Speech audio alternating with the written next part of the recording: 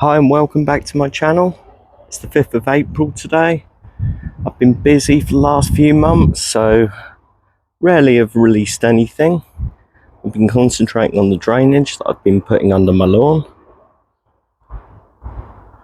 Got pipes under there.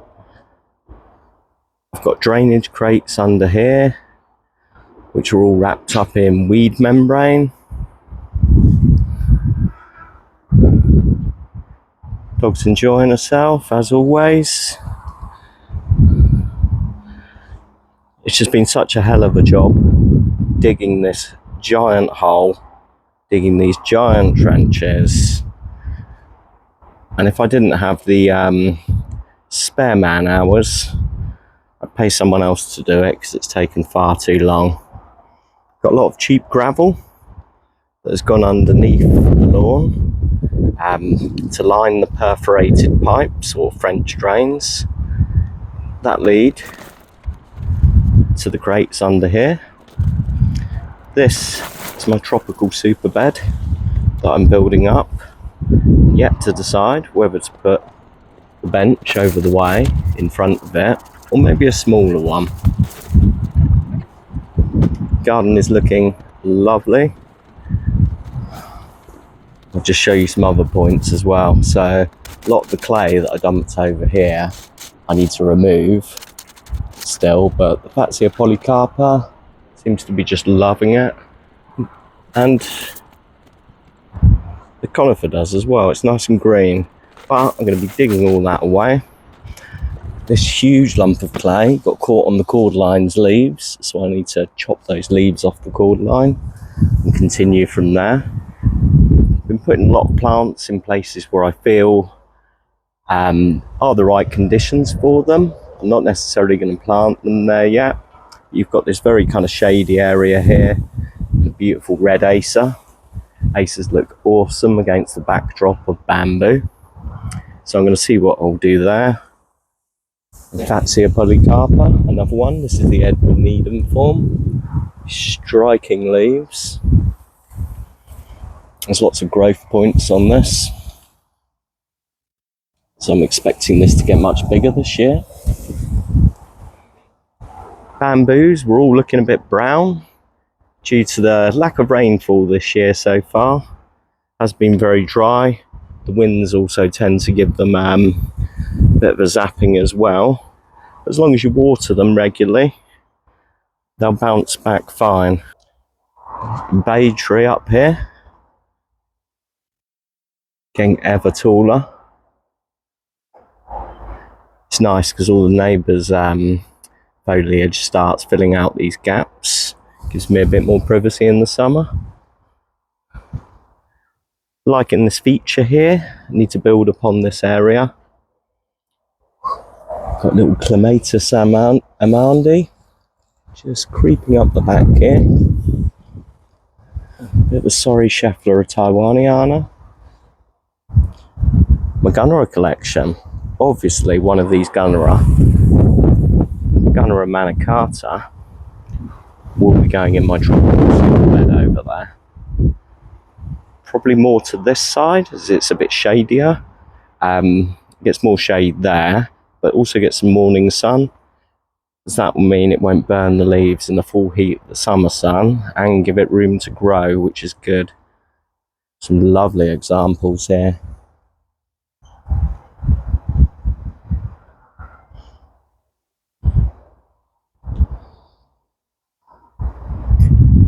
Black bamboo looking great. Hopefully this starts expanding this year.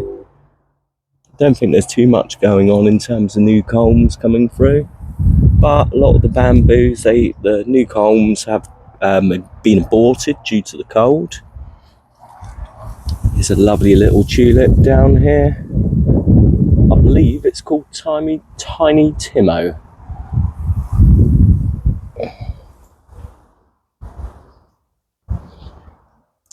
Bambusa chiminochosa or something like that. That's my Chinese walking stick bamboo. Some fresh culms coming out here. Just going for it.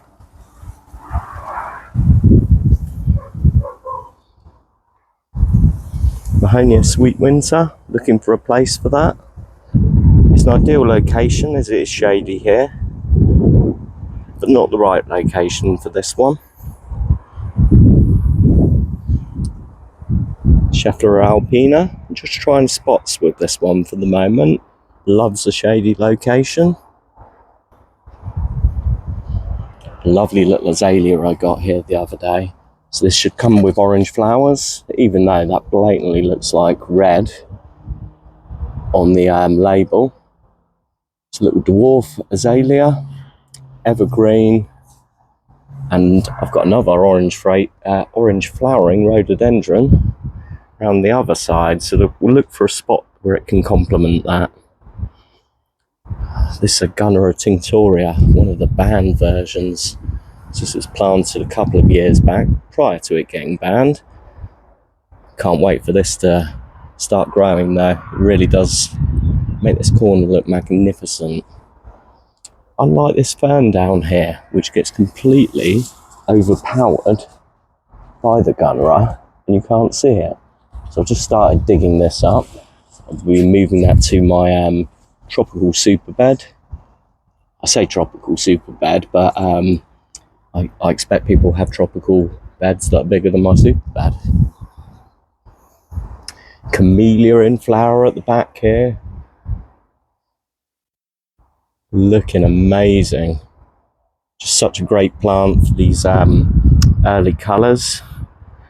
There's a guy that has another YouTube channel, Rick Chef Tropical Gardening and Golf. Do check it out.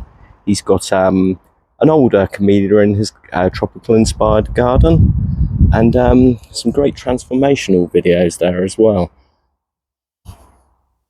I'll put a link in the description. Mondo grasses.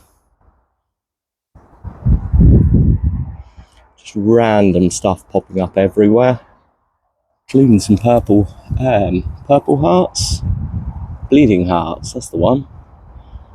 That's looking beautiful as well. And the wallflower. 12 months of continual flowering. It's looking a lot bigger than it was this year.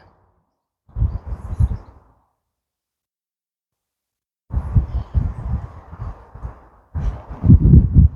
believe this is a variety of Saxifraga. Didn't show its face last year.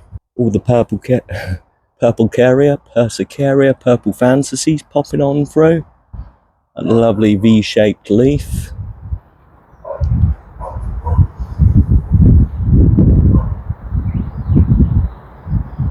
Yucca rostrata. Love this position. Really sets it off at the front here. And down here we've got all my cannas and stuff. Hoping that a lot of them come back. Just lots of random bulbs.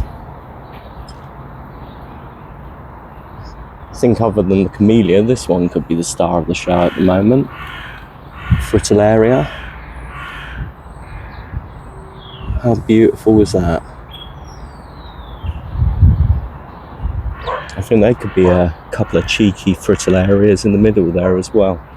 Just don't know. Shamrox humilis, European fan palm. Brought this back from the dead. Now it's looking great, really pushing out these new fronds. But actually one of the healthier looking palms in my garden. Cordline, bit of winter damage. Not too bad, I think it's come off all right. That'll soon sort itself out.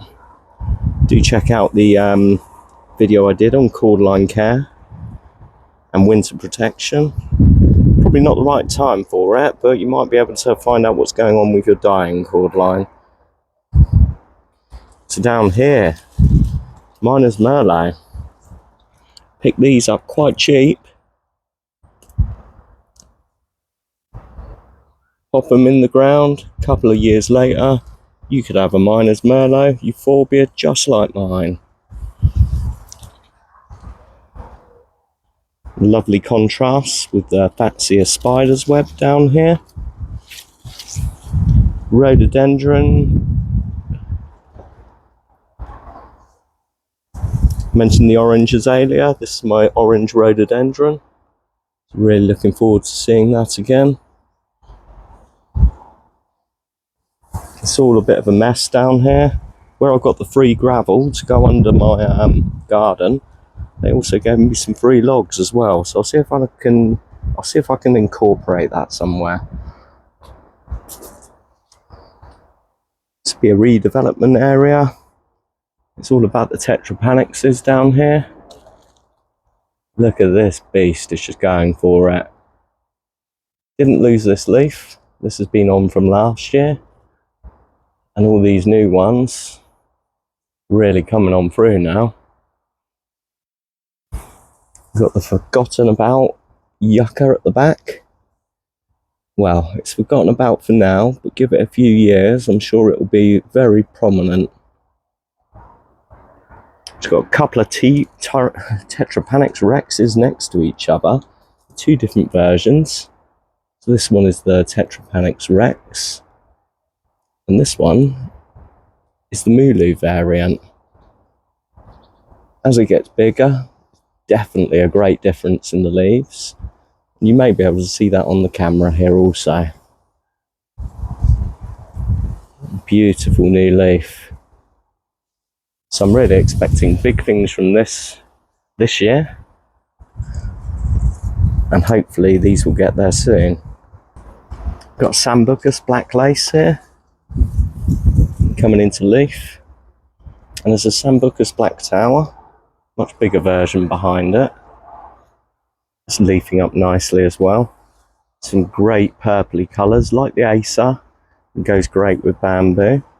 You'll be able to see the different types of leaves here. So that's the black lace, more of a sort of serrated type. Whereas you've got the black tower sprouting at the bottom here. Similar colours. I'd say the black tower is a bit more green. This is definitely a bit more purpley. So that's the difference between a couple of Sambucuses that I have. Otherwise known as the elderberry. So I've got Fatsia camouflage down here, and a banana that I just plonked there to see if I could get it protected for the winter. I really haven't had too much joy with bananas though. So yeah.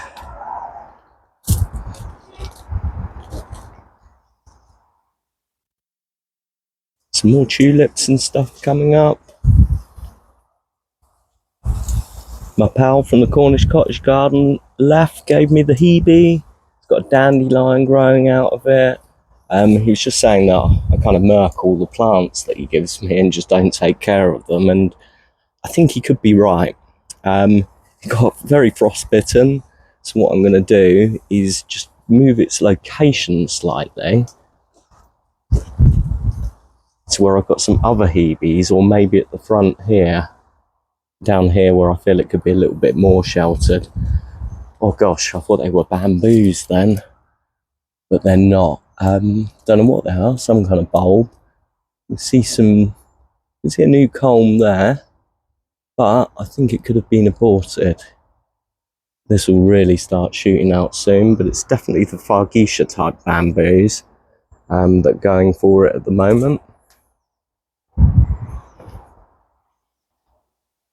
So yeah, probably thinking about the structure of the garden, how it looks from different angles, what plants need to be where, and what plants like it in those spots as well. I'm going to do a separate video kind of documenting what I've gone through, this horrendous ordeal of creating a flat garden with drainage underneath.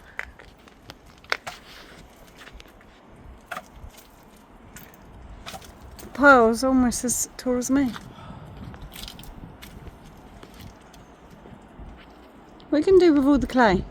What are you going to do with all this? We're going to repurpose it. I'm going to mix it with wood chippings, compost, grit, and make a bed just like that one over there. Beautiful formium there, and I'm thinking that could be quite a good location. The spiraea's all greened up nicely as well.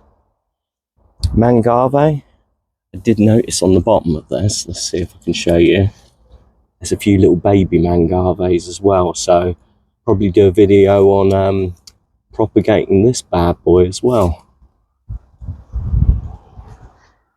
The tropical look conker tree budding up nicely.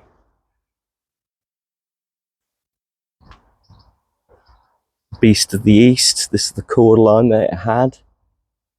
It's now got 3 kind of heads on it.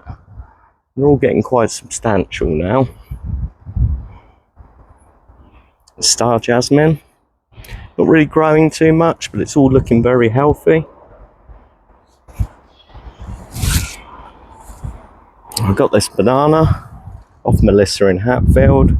Can't remember the name of it, but I know it's from somewhere in India. So not the most cold hardy, but I'm going to be looking after this. Unlike the dreadful fate of this Musa insete down here, or in Insete ventriculosum. I'm not sure if it's dead. I think it is. Lots of random pots that I haven't decided to do what with or what. Honeysuckle lornica going for it at the back. Hopefully the red robin will create a nice bit of privacy at the back there as well. Let me see, there's probably a few more things to show you. I think we kind of covered what I'm going to be doing here. Well, no, I haven't actually. Let's go into the tropical raised bed. So I bought this palm, cheapy palm. Hopefully it's got some good roots on it. I'm going to plonk that in there to gain a bit of privacy as I look out the back of my house. I've picked up an echium here. This is going to go in a sheltered but sunny location, probably about there. And as you can see, I do need to think about what I'm going to have in there. And this isn't nearly enough plants just down here. It's got the Aurelia alata. My word, this looked amazing last year. I only saw it for the last couple of months though. It's all shooting on through. Hoping this will provide a nice canopy. I'm going to probably keep it at the back here also because of the spikes. Don't want the dog running straight through it, as she does. And we're going to finish off with one of the special plants. Clematis amandii in flower and looking amazing. Sending off lots of new shoots. Oh, my tub of bamboos kind of fallen forwards here. I will sort that out. But yeah, garden is developing nicely. I'm looking forward to not doing as much work anymore now that this is finished. And I'm pretty sure it's going to look amazing.